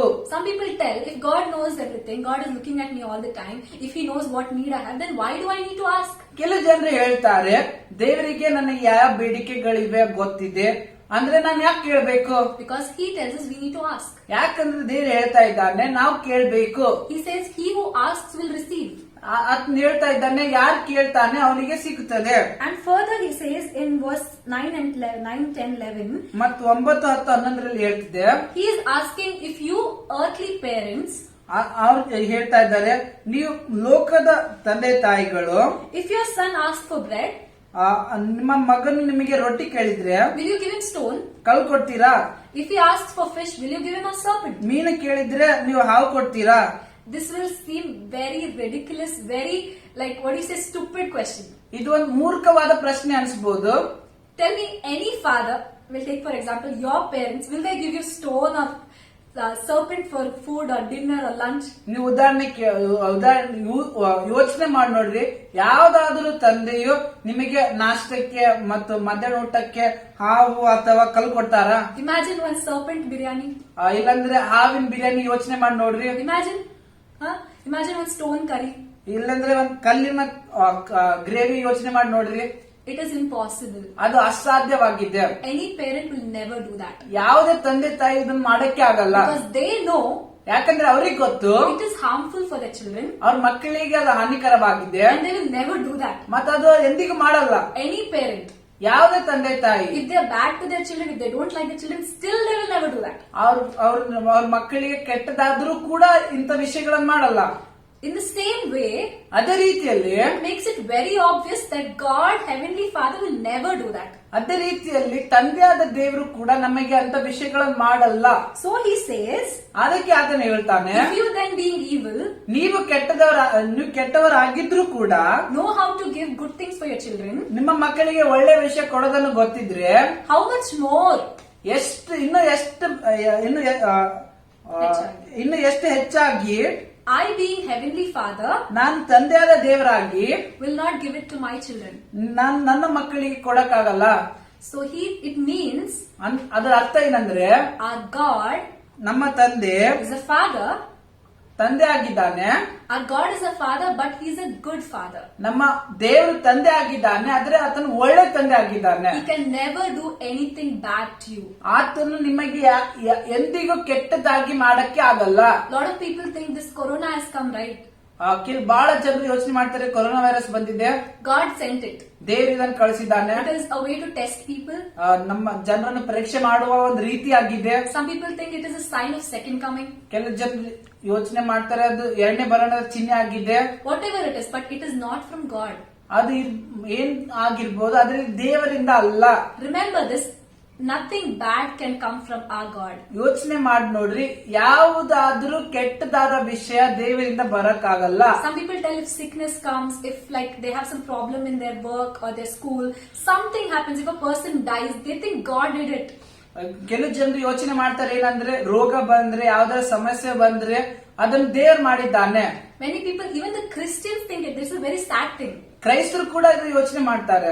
God can never do anything bad or evil to his children. ಆದ್ರೆ ದೇವರು ತಂದೆ ಆಗಿರುವ ಕಾರಣದಿಂದ ತನ್ನ ಮಕ್ಕಳಿಗೆ ಎಂದಿಗೂ ಯಾವುದೇ ಕೆಟ್ಟ ವಿಷಯ ಮಾಡಕ್ಕಾಗಲ್ಲ. Because God the Father, he loves us so much that he gave his only begotten son Jesus Christ. ಯಾಕಂದ್ರೆ ತಂದೆಯಾದ ದೇವರು ನಮ್ಮಲ್ಲಿ ಎಷ್ಟು ಪ್ರೀತಿಯನ್ನು ಇಟ್ಟು ತನ್ನ ಒಬ್ಬನೇ ಮಗನನ್ನು ಈ ಲೋಕಕ್ಕೆ ಕಳಿಸಿದ್ನು. Can you imagine? Can he do anything bad thing to you? ಆತ ನಿಮಗೆ ಯಾವ್ದಾದ್ರು ಕೆಟ್ಟ ವಿಷಯ ಮಾಡ್ಬೋದಾ? Never. ಮಾಡಕ್ಕೆ ಆಗಲ್ಲ. So next we will see the second point. ಇನ್ನೊಂದು ಅಂಶ ನೋಡೋಣ. First point we learned that who is the person, that is God is our father. ನಾವು ಮೊದಲನೇದಾಗಿ ನೋಡಿದ್ವಿ ಏನಂದ್ರೆ ಎಂತ ವ್ಯಕ್ತಿ ಆತನ ದೇವರು ತಂದೆ ಆಗಿದ್ದಾನೆ. And because he is a father, he is a good father. ಆತನ ತಂದೆ ಆಗಿರುವ ಕಾರಣದಿಂದ ಒಳ್ಳೆ ತಂದೆ ಆಗಿದ್ದಾನೆ. Even psalmist tells in one of the psalms that taste and see that the Lord is good. ಕೀರ್ತನೆಗಾರನು ಕೂಡ ಹೇಳ್ತಾನೆ ದೇವರು ಒಳ್ಳೆ ಆತನಾಗಿದ್ದಾನೆ, ಅದನ್ನ ರುಚಿ ಮಾಡಿ ನೋಡ್ರಿ. We also have lot of testimonies to testify that our Lord is good. ನಾವು ನಮ್ಮ ಹತ್ರ ಕೂಡ ಬಹಳ ಸಾಕ್ಷಿಗಳಿವೆ ಯಾವ್ದು ಹೇಳ್ತಿದೆ ದೇವರು ಒಳ್ಳೆಯವನಾಗಿದ್ದಾನೆ. So when you know your God is our father, ಯಾವಾಗ ನಿಮ್ಗೆ ಗೊತ್ತು ನಿಮ್ಮ ದೇವರು ನಿಮ್ಮ ತಂದೆ ಆಗಿದ್ದಾನೆ, it shows your confidence. ಅದು ನಿಮ್ಮ ಭರವಸೆಯನ್ನು ತೋರಿಸ್ತದೆ. When you pray, ಯಾವಾಗ ನೀವು ಪ್ರಾರ್ಥನೆ ಮಾಡ್ತೀರೋ, when you have that sense or that sense that God is your father, ಪ್ರಾರ್ಥನೆ ಮಾಡುವಾಗ ದೇವರು ನನ್ನ ತಂದೆ ಆಗಿದ್ದಾನೆ ಎಂಬ ಭಾವನೆ ಇದ್ದಾಗ, and then you will have that confidence during prayer. ಅವಾಗ ಪ್ರಾರ್ಥನೆಯಲ್ಲಿ ನಿಮಗೆ ಭರವಸೆ ಇರ್ತದೆ. So once again tell it behind me, God is my father. ಇನ್ನೊಂದ್ಸತಿ ನನ್ನಿಂದ ಹೇಳ್ರಿ, ದೇವರು ನನ್ನ ಅಪ್ಪನಾಗಿದ್ದಾನೆ, I am his child. ನಾನು ಆತನ ಮಗನಾಗಿದ್ದೇನೆ. Hallelujah. Hallelujah. Okay, let's look on to the next point. ನಾವು ಇನ್ನೊಂದು ಅಂಶಕ್ಕೆ ನೋಡೋಣ. Second point, ಇನ್ನೊಂದು ಅಂಶ, what is the nature of the person? ಆ ವ್ಯಕ್ತಿಯ ಸ್ವಭಾವ ಏನಾಗಿದೆ. You will never trust a person who is very unstable. ಯಾವುದೇ ಒಬ್ಬ ವ್ಯಕ್ತಿ ಯಾರು ಗಲಿಬಿಲಿಯಲ್ಲಿ ಇದ್ದಾನೋ ಆತನ ಮೇಲೆ ನಂಬಿಕೆ ಇಡಲ್ಲ. You will never trust a person who has a history of cheating people. ಒಬ್ಬ ವ್ಯಕ್ತಿಗೆ ಯಾವಾಗ್ಲೂ ಮೋಸ ಕೊಡ್ತಾನೆ ಅಂತ ವ್ಯಕ್ತಿ ಮೇಲೆ ನೀವು ಭರವಸೆ ಇಡಲ್ಲ. You will never trust a person who gossips. ಒಬ್ಬ ವ್ಯಕ್ತಿ ಯಾರು ಚಾಡಿ ಮಾತು ಹೇಳ್ತಾರೆ ಆತನ ಮೇಲೆ ನೀವು ಭರವಸೆ ಇಡಲ್ಲ. Or who change groups or parties. ಬೇರೆ ಕಡೆಯಿಂದ ಮಾತು ಹೇಳ್ತಾನೆ, ಬೇರೆ ಕಡೆ ಮಾತು ಹೇಳ್ತಾನೆ ಅಂತ ವ್ಯಕ್ತಿ ಮೇಲೆ ಭರವಸೆ ಇಡಲ್ಲ. Who tries to break relationships. ಸಂಬಂಧಗಳನ್ನು ಮುರಿಯುವಂತ ವ್ಯಕ್ತಿಯ ಮೇಲೆ ಭರವಸೆ ಇಡಲ್ಲ. You will never trust or put your confidence on such a type of person. ಇಂಥ ವ್ಯಕ್ತಿಗಳ ಮೇಲೆ ಎಂದಿಗೂ ಭರವಸೆ ನೀಡಕ್ಕಾಗಲ್ಲ. But still we find few people whom we are close to. ಆದ್ರೂ ಕೂಡ ನಾವು ಕೆಲವು ಜನರು ನಮ್ಮಕ್ಕೆ ಬಹಳ ಸಮೀಪವಾಗಿರ್ತಾರೆ. Even then, ಆದ್ರೂ ಕೂಡ it is a human nature. ಅದು ಒಂದು ಮನುಷ್ಯನ ಸ್ವಭಾವವಾಗಿದೆ. They don't remain the way they are. ಅವ್ರು ಹೇಗಿರ್ತಾರೋ ಹಾಗೆ ಇರಲ್ಲ. So let us look on to few verses about the nature of our God. ನಮ್ಮ ದೇವರ ಸ್ವಭಾವದ ಬಗ್ಗೆ ಕೆಲವು ವಾಕ್ಯಗಳನ್ನು ನೋಡೋಣ. Previously we saw God as our father. He is our good father. ನಾವು ನೋಡಿದ್ವಿ ಏನಂದ್ರೆ ದೇವ್ ನಮ್ಮ ಅಪ್ಪನಾಗಿದ್ದಾನೆ, ಒಳ್ಳೆಯ ತಂದೆನಾಗಿದ್ದಾನೆ. So the first nature of a father is he is good. ಮೊದಲನೇ ಸ್ವಭಾವ ನಮ್ಮ ದೇವರದ್ದು ಏನಂದ್ರೆ ಆತನು ಒಳ್ಳೆಯವನಾಗಿದ್ದಾನೆ. And his goodness will never end. ಮತ್ತು ಆತನ ಒಳ್ಳೆತನ ಎಂದಿಗೂ ಮುಗಿಯೋದಿಲ್ಲ. Let's look at the second nature. ನಾವು ಎರಡನೇ ಸ್ವಭಾವ ನೋಡೋಣ. Let's turn our Bibles to Hebrews 10th chapter verse 23. ನಾವು ನಮ್ಮ ಬೈಬಲ್ ಗಳನ್ನು ಇಬ್ರಿಯ 10ನೇ ಅಧ್ಯಾಯ 23ನೇ ವಚನಕ್ಕೆ ತಿರುಗಿಸೋಣ. Hebrew 10th chapter verse 23. ಇಬ್ರಿಯ 10ನೇ ಅಧ್ಯಾಯ 23ನೇ ವಚನ. Let us hold fast the confession of our hope without wavering, for he who promised is faithful. ನಮ್ಮ ನಿರೀಕ್ಷೆಯನ್ನು ಕುರಿತು ನಾವು ಮಾಡಿದ ಪ್ರತಿಜ್ಞೆಯನ್ನು ನಿಶ್ಚಂಚಲವಾಗಿ ಪರಿಗ್ರಹಿಸೋಣ, ವಾಗ್ದಾನ ಮಾಡಿದಾತನು ನಂಬಿಗಸ್ತನು. So first thing we see here is our God is faithful. ನಾವಿಲ್ಲಿ ಏನ್ ನೋಡ್ತಾ ಇದ್ದೇವೆ ಅಂದ್ರೆ ನಮ್ಮ ದೇವರು ನಂಬಿಗಸ್ತನಾಗಿದ್ದಾನೆ. Which means there are another word for faithful, which means loyal. ನಂಬಿಗಸ್ತನಾಗಿದ್ದಾನೆ, ಪ್ರಾಮಾಣಿಕನಾಗಿದ್ದಾನೆ. So many times, people, they say, people around me are not faithful, but my dog is faithful. ಬಹಳ ಸತ್ಯ ಅವ್ರು ಹೇಳ್ತಾರೆ ಏನಂದ್ರೆ ನನ್ನ ಹತ್ರ ಇರೋ ಜನರು ನಂಬಿಕಸ್ತರಲ್ಲ, ಆದ್ರೆ ನಾಯಿ ನಂಬಿಕಸ್ತನಾಗಿದೆ. Lot of people put captions, ಬಹಳ ಸತ್ಯ ಮಾತುಗಳನ್ನು ಕೊಡ್ತಾರೆ. They put it on Instagram, Facebook, WhatsApp, everywhere. They say, everyone left me, but my dog didn't leave me. ಎಲ್ಲ ಕಡೆ ಹೇಳ್ತಾರೆ ಏನಂದ್ರೆ ಎಲ್ರು ನನ್ನ ಬಿಟ್ಟು ಹೋದ್ರೆ ನಾಯಿ ಬಿಟ್ಟು ಹೋಗ್ಲಿಲ್ಲ. They say, dog is my faithful partner. ಅವ್ರು ಹೇಳ್ತಾರೆ ನಾಯಿ ನನ್ನ ನಂಬಿಕಸ್ತವಾದ ಜೋಡಿಯಾಗಿದೆ. But they have never tasted God's faithfulness. ಆದರೆ ದೇವರ ನಂಬಿಗಸ್ತಿಕೆಯನ್ನು ನೋಡೇ ಇಲ್ಲ. How can you compare God's faithfulness with a dog? ಹೇಗೆ ದೇವರ ನಂಬಿಗಸ್ತಿಕೆಯನ್ನು ನಾಯಿಯೊಟ್ಟಿಗೆ ಹೋಲಿಸಿ ನೋಡ್ತೀರಾ? We have seen there's another word in the Bible which says, even if we remain unfaithful, still He remains faithful. Bible ಇದು ಕೂಡ ಹೇಳ್ತಿದ್ದಾರೆ ಅಂದ್ರೆ ನಾವು ಅಪನಂಬಿಕಸ್ಥರಾದ್ರೂ ಕೂಡ ದೇವ್ರ ನಂಬಿಕಸ್ಥನಾಗಿರ್ತಾನೆ. So many times we commit sin, we go back, we leave God, but still He remains faithful. He never leaves us. ಬಹಳ ಸತಿ ನಾವು ಪಾಪ ಮಾಡ್ತೇವೆ, ಆದ್ರೂ ಕೂಡ ದೇವ್ರು ನಮ್ಮನ್ನ ಎಂದಿಗೂ ಬಿಡೋದಿಲ್ಲ. Come on, say it behind me. My God is faithful. Even if I remain unfaithful at any time. ನಾನು ಯಾವುದೇ ಸಮಯದಲ್ಲಿ ಅಪನಂಬಿಕಸ್ಥನಾದ್ರೂ ಕೂಡ ನನ್ನ ದೇವರು ಯಾವಾಗಲೂ ನಂಬಿಕಸ್ಥನಾಗಿದ್ದಾನೆ. Hallelujah. Hallelujah. Isn't this truth such a wonderful truth? ಈ ಸತ್ಯ ಎಷ್ಟು ಅದ್ಭುತವಾಗಿದೆ. Okay, so let's look at the third quality. ಮೂರನೇ ಅಂಶವನ್ನು ನಾವು ನೋಡೋಣ. We saw God is good. ನಾವು ನೋಡಿದ್ವಿ ದೇವರು ಒಳ್ಳೆಯವನಾಗಿದ್ದಾನೆ, God is faithful. ದೇವರು ನಂಬಿಗಸ್ತನಾಗಿದ್ದಾನೆ. Now let's look at the third one. ಮೂರನೇದಾಗಿ ನಾವು ನೋಡ್ಕೊಳ್ಳೋಣ. Let's turn our Bible to Malachi. ನಾವು ನಮ್ಮ ಸತ್ಯವೇದ ನಮ್ಮ ಬೈಬಲ್ ಅನ್ನು ಮಲಾಕಿಗೆ ತಿರ್ಸೋಣ. 3rd chapter, 3ನೇ ಅಧ್ಯಾಯ verse 6. 6ನೇ ವಚನ. Malachi 3rd chapter, verse 6. Malachi 3ನೇ ಅಧ್ಯಾಯ 6ನೇ ವಚನ. For I am the Lord, I do not change. Therefore you are not consumed, O sons of Jacob. ಆದರೂ ಯೆಹೋವನಾದ ನಾನು ಮಾರ್ಪಟ್ಟಿಲ್ಲ, ಆದುದರಿಂದ ಯಾಕೋಬ ಸಂತತಿಯವರೇ ನೀವು ನಾಶವಾಗಲಿಲ್ಲ. Amen. The word says he is telling I do not change. ಇಲ್ಲಿ ಆತನು ಹೇಳ್ತಾ ಇದ್ದಾನೆ, ನಾನು ಬದಲಾಗ್ಲಿಲ್ಲ. Our God is an unchanging God. ನಮ್ಮ ತಂದೆಯು ಬದಲಾಗದಂತ ದೇವರಾಗಿದ್ದಾನೆ. He remains same yesterday, today and forever. ಆತ ನಿನ್ನೆ ಇವತ್ತು ನಾಳೆ ಒಂದೇ ಇರ್ತಾನೆ. He doesn't change. ಆತನ ಬದಲಾಗಲ್ಲ. He doesn't have two faces. ಆತನಿಗೆ ಎರಡು ಮುಖಗಳಿಲ್ಲ. He is not like, okay fine, good to one person, bad to another person. ಆತನ ಒಬ್ಬ ವ್ಯಕ್ತಿಗೆ ಒಳ್ಳೆಯವನು, ಇನ್ನೊಬ್ಬ ವ್ಯಕ್ತಿಗೆ ಕೆಟ್ಟವನಲ್ಲ. Or good to us during summer and bad to us during winter. ನಮಗೆ ಬೇಸಿಗೆಯಲ್ಲಿ ಒಳ್ಳೆಯವರಾಗಿದ್ದು ಚಳಿಗಾಲದಲ್ಲಿ ಕೆಟ್ಟವರು ಆಗಕ್ಕಾಗಲ್ಲ. Or good to us only when we pray and bad to us when we don't pray. ನಾವು ಪ್ರಾರ್ಥನೆ ಮಾಡುವಾಗ ಒಳ್ಳೆಯವರು, ಪ್ರಾರ್ಥನೆ ಮಾಡಿದಾಗ ಕೆಟ್ಟವರು ಅಂತವರಲ್ಲ. Or good to us when we go to church, or bad to us when we skip church. ನಾವು ಸಭೆಗೆ ಹೋದಾಗ ಒಳ್ಳೆಯವರು, ಇಲ್ಲಾಂದ್ರೆ ಕೆಟ್ಟವರು ಅಂತಿಲ್ಲ. No my friend, he is unchanging. ಆತನು ಬದಲಾಗದಂತ ದೇವರಾಗಿದ್ದಾನೆ. He cannot change. ಆತನು ಬದಲಾಗಕ್ಕಾಗಲ್ಲ. He is not man to change. ಆತನು ಬದಲಾಗಕ್ಕೆ ಮನುಷ್ಯನಲ್ಲ. You know, people they change. ಮನುಷ್ಯರು ಬದಲಾಗ್ತಾರೆ. And some people say change is good. ಕೆಲವು ಜನ ಹೇಳ್ತಾರೆ ಬದಲಾವಣೆ ಒಳ್ಳೆಯದು. Yes, if it is a good change, very well. ಒಳ್ಳೆ ಬದಲಾವಣೆ ಸರಿಯಾಗಿದೆ. But ಆದ್ರೆ some people, ಕೆಲವು ಜನರು due to bitterness in their heart, ಅವ್ರ ಹೃದಯದಲ್ಲಿರುವ ಕಠಿಣತೆಯಿಂದ, unforgiveness in their heart, ಅವ್ರ ಹೃದಯದಲ್ಲಿರುವ they change. ಅವ್ರ ಹೃದಯದಲ್ಲಿರುವ ಕಠಿಣತೆಯಿಂದ ಬದಲಾಗ್ತಾರೆ. And when they change, ಮತ್ತೆ ಬದಲಾದಾಗ it becomes difficult for us to trust. ನಮಗೆ ಅವ್ರ ಮೇಲೆ ಭರವಸೆ ಇಡುವುದಕ್ಕೆ ಕಷ್ಟವಾಗ್ತದೆ. But remember my friends, ಆದ್ರೆ ನೀವೆಲ್ಲರೂ ನೆನಪಿಟ್ಕೊಳ್ರಿ, you cannot put your confidence on your friends, ನಿಮ್ಮ ಸ್ನೇಹಿತರ ಮೇಲೆ ಭರವಸೆ ಇಡಕ್ಕಾಗಲ್ಲ ಅಂದ್ರೆ, or your family, your relatives, ನಿಮ್ಮ ಕುಟುಂಬದವರಿಗೆ, ಸಂಬಂಧಿಕರ ಮೇಲೆ ಭರವಸೆ ಇಡಕ್ಕಾಗಲ್ಲ ಅಂದ್ರೆ, God does not change. ದೇವರು ಬದಲಾಗಲ್ಲ. You can put your confidence on Him. ಆತನ ಮೇಲೆ ನಿಮ್ಮ ಭರವಸೆಯನ್ನು ನೀವಿಡಬಹುದು. Hallelujah. Hallelujah. So once again, let's look at all the 3 points. God is good. ದೇವರು ಒಳ್ಳೆಯವನು. God is faithful. ದೇವರು ನಂಬಿಕಸ್ಥನು. And God is unchanging. ದೇವರು ಬದಲಾಗದಂತ ದೇವರು. He is the same. ಆತನು ಒಂದೇ ಆಗಿದ್ದಾನೆ. So let's look at the third point now. ನಾವೀಗ ಮೂರನೇ ಅಂಶ ನೋಡೋಣ. First we look at who is the person. ನಾವು ನೋಡಿದ್ವಿ ಆ ವ್ಯಕ್ತಿ ಯಾರು. We look at what is the nature of the person. ಆ ವ್ಯಕ್ತಿಯ ಸ್ವಭಾವವೇನಾಗಿದೆ. Third, ಮೂರನೇದು, we judge a person based on the words. ಒಂದು ವ್ಯಕ್ತಿಯನ್ನು ಆತನ ಮಾತುಗಳ ಮೇಲೆ ನಾವು ನೋಡ್ತೇವೆ. Like once if they promise something, do they fulfill their promises? ಯಾರಾದ್ರೂ ಒಂದು ಸತಿ ವಾಗ್ದಾನ ಮಾಡಿದ್ರೆ ಆ ವಾಗ್ದಾನ ನೆರವೇರಿಸ್ತಾರಾ? You have friends, if they fulfill their promises, if they tell you what they're going to do and they do it for you, then you consider them as like a true friend. ನಿಮ್ಮ ಹತ್ರ ಸ್ನೇಹಿತರು ಇರ್ತಾರೆ, ಆದ್ರೆ ಯಾರಾದ್ರೂ ಸ್ನೇಹಿತರು ಅವ್ರ ಮಾತು ಕೊಟ್ಟು ಅದನ್ನ ಮಾಡಿದ್ರೆ ನಾವು ನಿಜವಾದ ಸ್ನೇಹಿತರಂತ ನಮ್ ಒಪ್ಕೊಳ್ತೀವಿ. You feel like trusting them. ಅವ್ರ ಮೇಲೆ ನಾವು ನಂಬಿಕೆ ಇಡುವಂತೆ ಅನಿಸ್ತದೆ. You feel like, okay, maybe if I'm in a bad situation, this person might help me.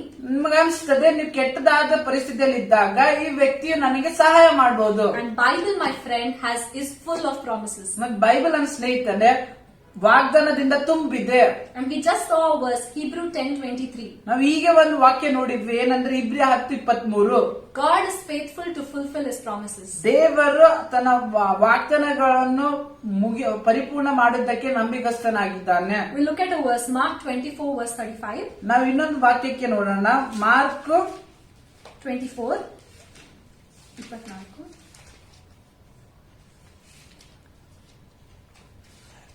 ಕ್ಷಮಿಸಿ, Matthew 24 verse 35. ಮತ್ತಾಯ 24:35. Let's turn to Matthew 24 verse 35. ಮತ್ತಾಯ 24:35. Heaven and earth will pass away, but my words will by no means pass away. ಭೂಮಿ ಆಕಾಶಗಳು ಅಳಿದು ಹೋಗುವವು, ಆದರೆ ನನ್ನ ಮಾತುಗಳು ಅಳಿದು ಹೋಗುವುದೇ ಇಲ್ಲ. Amen. Hallelujah. Hallelujah. We've heard this verse so many times. ಈ ವಾಕ್ಯವನ್ನು ಬಹಳ ಸತಿ ಕೇಳಿದ್ದೇವೆ. Even if heaven and earth pass away, even if heaven and earth get destroyed, his words will never fail. ಭೂಮಿ ಆಕಾಶಗಳು ಅಳಿದು ಹೋದ್ರು, ಸೋತು ಹೋದ್ರು, ಆತನ ಮಾತುಗಳು ಎಂದಿಗೂ ಅಳಿದು ಹೋಗೋದಿಲ್ಲ. Even if the earth is destroyed one day, but still his words will never fail. ಈ ಲೋಕ ನಾಶವಾದ್ರೂ ಕೂಡ ಆತನ ಮಾತು, ಕೊಟ್ಟಿದ್ದ ಮಾತು ಅದು ಎಂದಿಗೂ ಅಳಿದೋಗೋದಿಲ್ಲ, ಸೋತೋಗೋದಿಲ್ಲ. His words, his promises are permanent. ಆತನ ಮಾತು, ಆತನ ವಾಗ್ದಾನವು ಎಂದಿಗೂ ಪರಿಪೂರ್ಣವಾಗಿ, ಅಂದ್ರೆ ನಿರಂತರಕ್ಕಿರುವ ವಾಗ್ದಾನಗಳಾಗಿವೆ. So tell me, will you put your confidence on a person who doesn't change his words? ಅದಕ್ಕೆ ನನಗೆ ಹೇಳ್ರಿ, ಒಂದು ವ್ಯಕ್ತಿ ಯಾರು ಆತನ ಮಾತುಗಳನ್ನು ಬದಲಾಯಿಸೋದಿಲ್ಲ, ಆ ವ್ಯಕ್ತಿಯ ಮೇಲೆ ನೀವು ಭರವಸೆ ಇಡ್ತೀರಾ ಇಡಲ್ಲ? Will you put your confidence or not? ಇಡ್ತೀರಾ ಇಡಲ್ಲ? Yes, you will put your confidence. ನೀವು ಇಡ್ತೀರಿ. You will tell that, oh my God, this person never goes back behind his words. He fulfills what he tells. ಅದಕ್ಕೆ ನೀವು ಹೇಳ್ತೀರಿ, ಈ ವ್ಯಕ್ತಿ ಆತನ ಮಾತೆ ಬದಲಾಯಿಸಿದಿಲ್ಲ, ಆತನ ಮಾತು ಕೊಟ್ಟಿದ್ದನ್ನು ಪೂರೈಸ್ತಾನೆ, ಅದಕ್ಕೆ ನೀವು ಆತನ ಮೇಲೆ ಭರವಸೆ ಇಡ್ತೀರಿ. How much more is our God? ನಮ್ಮ ದೇವರಿಂದ ಎಷ್ಟು ಒಳ್ಳೆಯವನಾಗಿದ್ದಾನೆ. He is faithful to fulfill his promises. ಆತನ ವಾಗ್ದಾನಗಳನ್ನು ಪೂರ್ತಿ ಮಾಡುವುದಕ್ಕೆ ನಂಬಿಗಸ್ತನಾಗಿದ್ದಾನೆ. So when you hold on to his promises, ಅದಕ್ಕೆ ಆತನ ವಾಕ್ಯದ ಮೇಲೆ ನೀವು ಆತ್ಕೊಂಡಾಗ you become confident of him. ಆತನ ಮೇಲೆ ನೀವು ಭರವಸೆ, ನೀವು ನಂಬಿಗಸ್ತರಾಗ್ತೀರಿ. You can put your confidence on him because you know he is unchanging. You know his words will never fail. ನೀವು ಆತನ ಮೇಲೆ ಭರವಸೆ ಇಡ್ಬೋದು, ಯಾಕಂದ್ರೆ ನಿಮಗೆ ಗೊತ್ತು ಅದನ್ನ ಬದಲಾಗೋದಿಲ್ಲ, ಆತನ ಮಾತು ನೆರವೇರಿಸ್ತಾನೆ. So once again, let's revise whatever we learned till now. ನಾವು ಏನೇನ್ ನೋಡಿದ್ವಿ ಅದನ್ನ ಬಗ್ಗೆ ನೋಡೋಣ. We learned God is our father. ನಾವು ನೋಡಿದ್ವಿ ಏನಂದ್ರೆ ದೇವರು ನಮ್ಮ ತಂದೆ ಆಗಿದ್ದಾನೆ. God is our good father. ದೇವರು ಒಳ್ಳೆ ತಂದೆ ಆಗಿದ್ದಾನೆ. God is unchanging. ದೇವರು ಬದಲಾಗದಂತ ದೇವರು. God is faithful. ದೇವರು ನಂಬಿಕಸ್ತನು. And his promises will never fail. ಮತ್ತೆ ಆತನ ವಾಗ್ದಾನಗಳು ಎಂದಿಗೂ ಅಳಿಯುವುದಿಲ್ಲ. These things will make us put our confidence in him. ಈ ವಿಷಯಗಳು ಆತನ ಮೇಲೆ ಭರವಸೆ ಇಡುವಂತೆ ಮಾಡುತ್ತದೆ. And here, my friend, you have a choice. ಮತ್ತೆ ಇಲ್ಲಿ ನಿಮ್ಮ ಸ್ನೇಹಿತರೆ, ನಿಮಗೆ ಆಯ್ಕೆ ಇದೆ. Will you put your confidence on God or people or yourself? ನೀವು ದೇವರ ಮೇಲೆ ಭರವಸೆ ಇಡ್ತೀರಾ, ಜನರ ಮೇಲೆ ಭರವಸೆ ಇಡ್ತೀರಾ, ಅಥವಾ ನಿಮ್ಮ ಮೇಲೆ ಭರವಸೆ ಇಡ್ತೀರಾ? It is your choice to make. ಅದು ಆಯ್ಕೆ ನಿಮ್ದಾಗಿದೆ.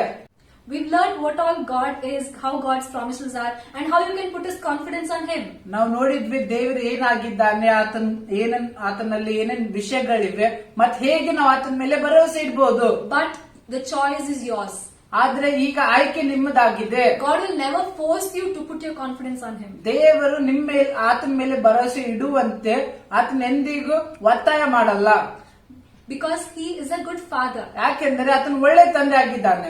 So my friend, you should put your confidence on God. ಅದಕ್ಕೆ ನನ್ನ ಸ್ನೇಹಿತನೇ, ನೀನು ಆತನ ಮೇಲೆ ಭರವಸೆ ಇಡಬೇಕು. And we'll look at one more verse which says Hebrew 10:34. ನಾವು ಇನ್ನೊಂದು ವಾಕ್ಯ ನೋಡೋಣ, ಇಬ್ರಿಯ 10:34.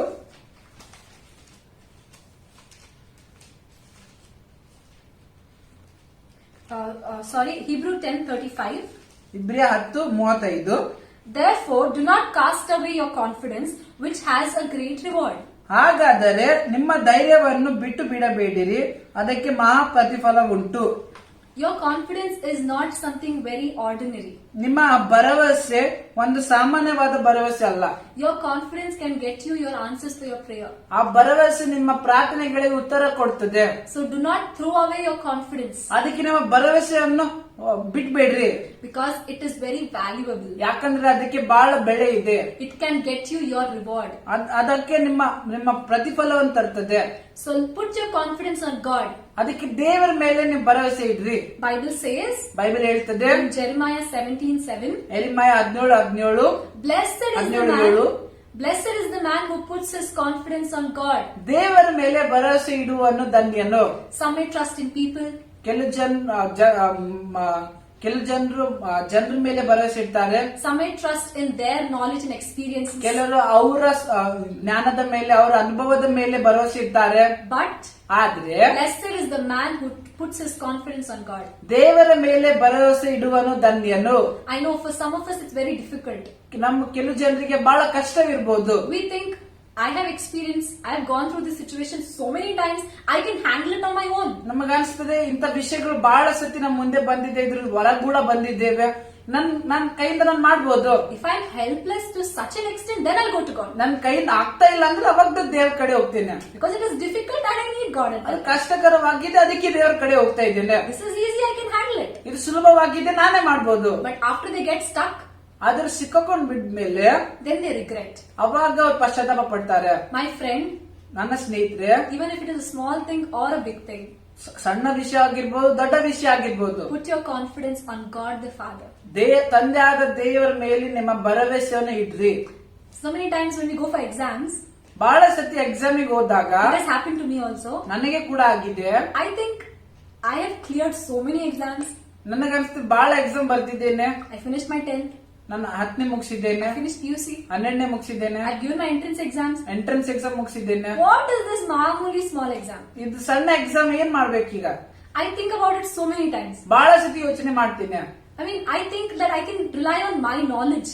ನಾನು ಯೋಚನೆ ಮಾಡ್ತೇನೆ, ನನ್ನ ಜ್ಞಾನದ ಮೇಲೆ ನಾನು ಹಾತ್ಕೊಳ್ಬಹುದಲ್ಲ. But it gets you nowhere, my friend. ಅದು ಎಲ್ಲಿಗೂ ತರಲ್ಲ.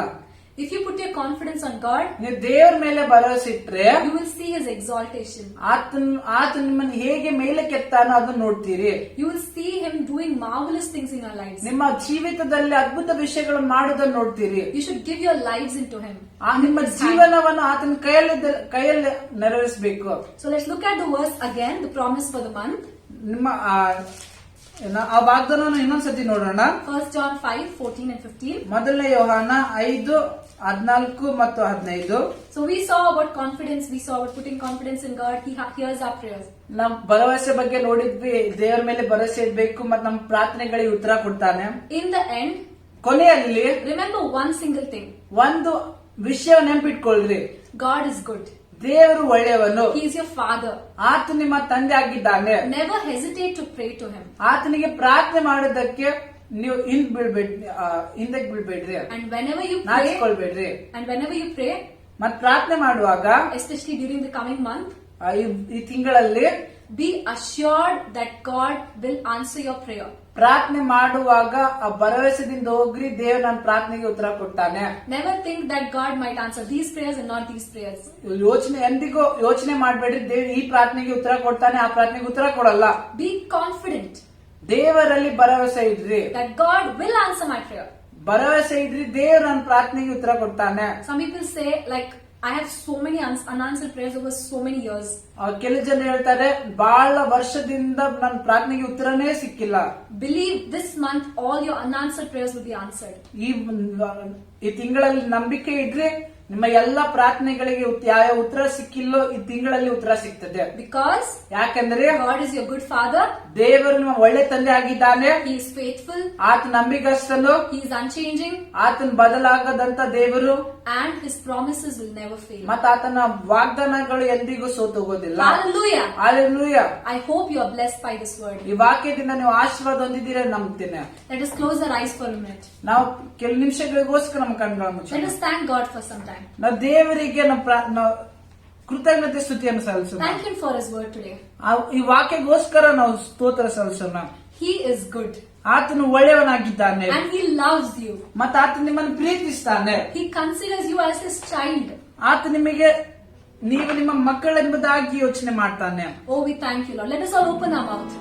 ನಾವೆಲ್ಲ ಇದ್ದೀವೋ ನಮ್ಮ ಬಾಯಿಗಳನ್ನು ತೆರೆದುಕೊಳ್ಳೋಣ. ಅಪ್ಪ, ನಿನಗೆ ಸ್ತೋತ್ರ ಕರ್ತನೆ, ನಿನಗೆ ಸ್ತೋತ್ರ. ಪ್ರಾರ್ಥನೆಗಳನ್ನು ಉತ್ತರ ಕೊಡುವಂತ ದೇವರಾಗಿದೆ, ಅದಕ್ಕಾಗಿ ಸ್ತೋತ್ರ ಕರ್ತನೆ. ಓ ಹಾಲೆಲೂಯಾ, ನಂಬಿಗಸ್ತನೇ ನಿನಗೆ ಸ್ತೋತ್ರ ರಾಜ, ಸ್ತೋತ್ರ ರಾಜ, ಸ್ತೋತ್ರ ಸ್ತೋತ್ರ ಅಪ್ಪ. ಓ ಹಾಲೆಲೂಯಾ, ಎಂದಿಗೂ ಬದಲಾಗದ ಕರ್ತನೆ ಇರುವಾತನೇ ನಿಮ್ಮನ್ನು ಆರಾಧಿಸ್ತೇವೆ. Lord, we thank you for you never change, oh Lord. You never change. Lord, today we put our confidence in you. We put our total confidence in you, oh Lord. ಅಪ್ಪ, ನಮ್ಮ ಸಂಪೂರ್ಣವಾದ ಭರವಸೆಯನ್ನು ನಿನ್ನ ಮೇಲೆ ಹಾಕ್ತೇವೆ ಕರ್ತನೆ. ಇವಾಗ ಪ್ರತಿಯೊಬ್ರು ಬಾಯಿಗಳನ್ನು ತೆರೆದು ಹೇಳ್ರಿ, ಕರ್ತನೆ ನನ್ನ ಭರವಸೆ ನಿನ್ನ ಮೇಲೆ ಹಾಕ್ತೇನೆ, ನಿನ್ನ ಮೇಲೆ ಹಾಕ್ತೇನೆ ನನ್ನ ಭರವಸೆ. Open your mouth and tell it to God today. I put my confidence in you, Lord. In you alone, Father. Not on my knowledge, my experiences, my ability, or on anybody else. But I put my confidence on you, my Father. Oh, we thank you, Lord. We thank you, Father. यीशु मसीह भरोसा मेरा, तू ही सहारा है मेरा. मुश्किल समय में तू ही दिलासा, साथ रहेगा तू सदा. यीशु मसीह भरोसा मेरा,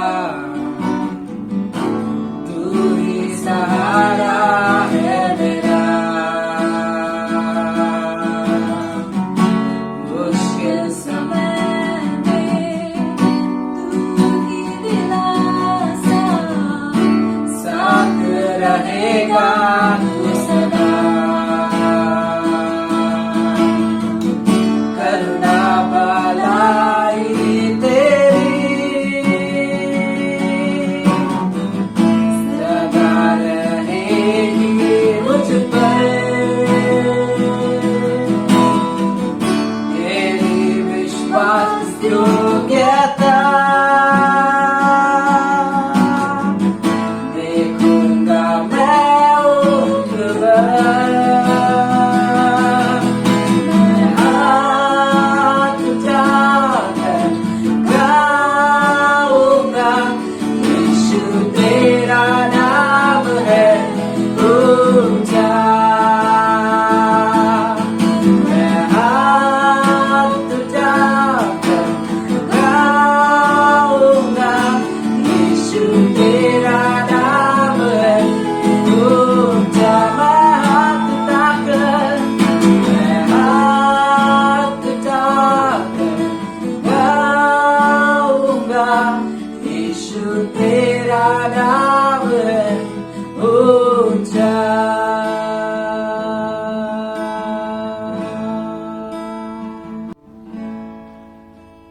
Jesus. We'll pray now. ನಾವು ಪ್ರಾರ್ಥನೆ ಮಾಡೋಣ.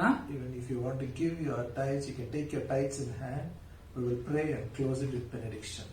ಯಾರಾದ್ರೂ ನಿಮ್ಮ ದಶಮಾಂಶ ನಿಮ್ಮ ಕೈಲಿ ಇದ್ರೆ ನೀವು ಕೈಲಿ ಇಟ್ಕೊಳ್ಬಹುದು. ನಾವು ಪ್ರಾರ್ಥನೆ ಮಾಡಿ ಅಂತ್ಯವಾಸವನ್ನು ಅನ್ಕೊಳ್ಳೋಣ. Abba Father, in Jesus' name, we come before you. We thank you for this day. We thank you for the worship.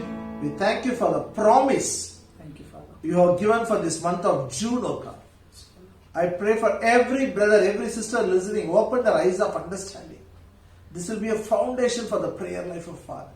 Everyone will pray with confidence. All the prayers will be answered in Jesus' name. Even the prayers which are waiting, oh God, for answers for many years, this month they will see the miracle. We thank you. You will pray for the tithers who want to honor the substance. Bless them, oh Father. Let the hand of God touch the salary. It will be blessed and multiplied. It will be given back. Good measure, pressed down, shaken together. Shall men come and pour into the bosom. Cover everyone by the precious blood of Jesus Christ.